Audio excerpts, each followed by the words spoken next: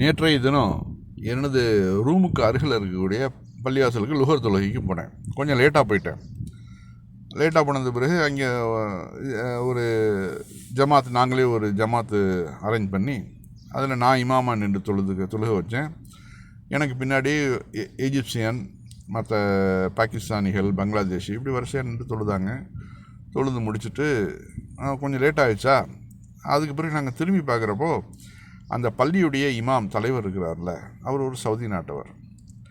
அவர் அங்கே துப்புரவு தொழிலாளியாக அந்த ஏரியாவில் வேலை செஞ்சுட்ருக்கிற 2 பங்களாதேஷிகள் அந்த யூனிஃபார்மோட தொழுதுட்டு அவங்க கொஞ்சம் ரெஸ்ட்டில் உட்காந்துருக்குறாங்க.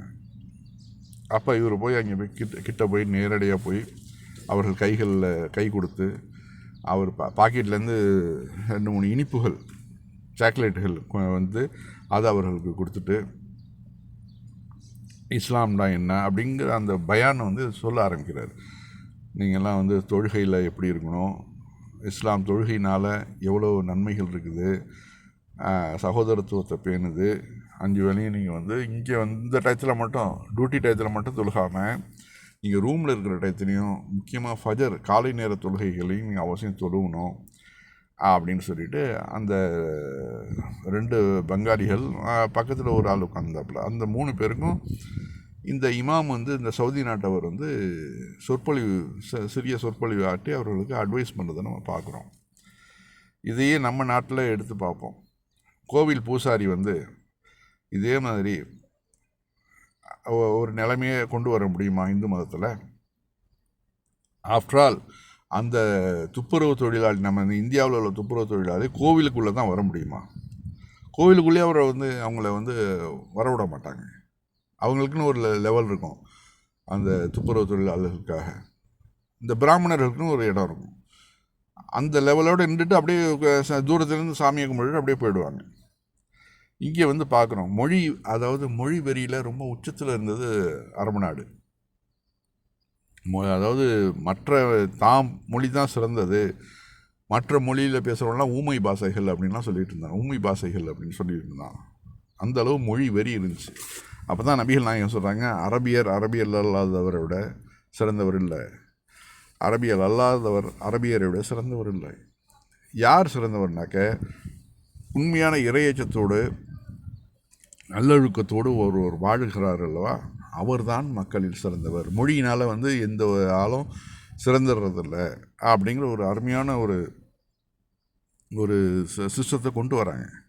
இப்போ அதனால தான் இவர் இறப்புக்கு பிறகு தனக்கு வாழ்க்கை இருக்குது, அப்போ மக்களை சரிசமமாக நடத்தணும், மக்களை பாகுபாடு படுத்தக்கூடாது, அவன் பங்காளி, அவனுக்கு நமக்கு என்ன சம்மந்தம் இருக்குது அப்படின்னு நினைக்காம, அவன் ஒரு முஸ்லீம், நானும் ஒரு முஸ்லீம், அந்த முஸ்லீம்களுக்குள்ள ஒரு பேரியராக வரக்கூடாது மொழி அப்படிங்கிறதுனால தான் அவர்கிட்ட நெருங்கி போய் உட்கார்ந்து அவர்களுடைய சுக துக்கங்களில் பங்கு பெற்று அவர்களுக்கு இனிப்பியம் கொடுத்து இவ்வளோ நேரம் தன்னுடைய நேரத்தை வீணாக்கிட்டு, அதாவது தொழுகையை முடிச்சு டக்குன்னு இமாம்கள் வெளியில் போயிடுவாங்க. அவங்களுக்கு ஒரு வேலை இருக்கும், ஒருத்தர் கடை வச்சுருப்பார், மற்ற வேலைகள் இருக்கும், அதனால் வேகமாக போயிடுவார். ஆனால் இந்த இமாம் பாருங்கள், தன்னுடைய நேரம் ஃப்ரீ டயத்தில் உட்காந்து அந்த பங்காளிகளை கூப்பிட்டு உட்கார வச்சு இஸ்லாம்னா என்ன, தொழுகைன்னா என்ன, களிமானா என்ன, அந்த விவரங்கள்லாம் எடுத்து சொல்லி, அதெல்லாம் அவர்களுக்கு தெரிஞ்சிருந்தாலும் அவர்களுக்கு அரபி நல்லா தெரியும்.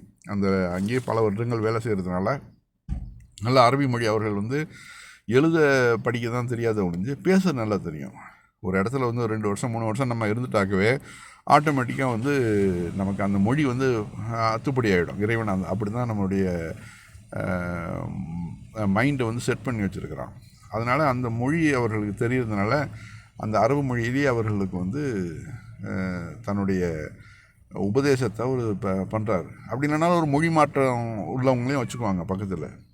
அந்த அரபு மொழி தெரியாதவர்கள் இருந்தாங்கனாக்க பக்கத்தில் ஒரு அரபு மொழி தெரிஞ்சவர்களை வச்சு சொற்பொழிவாட்டுவாங்க. இப்போ இதெல்லாம் நம்ம பார்க்கணும். இந்த நிலைமை நம்ம இந்து மதத்துக்கு கிடைக்குமா, நம்ம நாட்டில் உள்ள இந்து மதத்துக்கு? இப்போ என்னுடைய முன்னோர்கள்லாம் ஒரு 4-5 தலைமுறைக்கு முன்னாடி இந்து மதத்தில் தான் இருந்துருக்குறாங்க. இப்போ இந்து மதத்தை விட்டுட்டு வர்றதுங்கிறது அதுவும் பெரும்பான்மையால் உள்ள ஒரு இந்திய நாட்டிலேருந்து இந்து மதத்தை விட்டு வெளியாகிறதுங்கிறது மிகப்பெரிய பிரச்சனைக்குள்ளேய விஷயம் அது. ஆனால் அதனையும் தூக்கி எறிஞ்சுவிட்டு எங்களுக்கு பல கஷ்டங்கள் கிடைச்சாலும் பரவாயில்ல, நாங்கள் மனிதனாக வாழ வேண்டும், கண்ணியமாக வாழ வேண்டும், சுயமரியாதையோடு வாழணும் அப்படிங்கிறதுக்காக தான் அவர்கள் இஸ்லாத்துக்கு வராங்க. அதில் வந்து வெற்றியும் பெறுகிறார்கள். இன்றைக்கி வரைக்கும் சரி, முஸ்லீமாக மாறினது பிறகு அதான் ஒருத்தன் அந்த மீனாட்சி படத்தை சொன்னான், இதுக்கு முன்னாடிலாம் என்ன வந்து டே சரவணா அப்படின்னு கூப்பிட்டவன் இன்றைக்கி வந்து ரஹீம்பாய் எப்படி இருக்கீங்க அப்படின்னு கேட்குறான். அது ஒன்று போதும் எனக்கு அப்படிங்கிறாப்புல. அப்போ எந்த அளவு அவனுடைய மனசு வந்து வேதனைப்பட்டிருக்கும். அந்த சின்ன வயசு இவனோட சின்ன வயசு பேசுகிறாங்கன்னா டேன்னு கூப்பிடுவானுங்களாம். இப்போ இடமே மாறி இருக்கிறத நம்ம பார்க்குறோம்.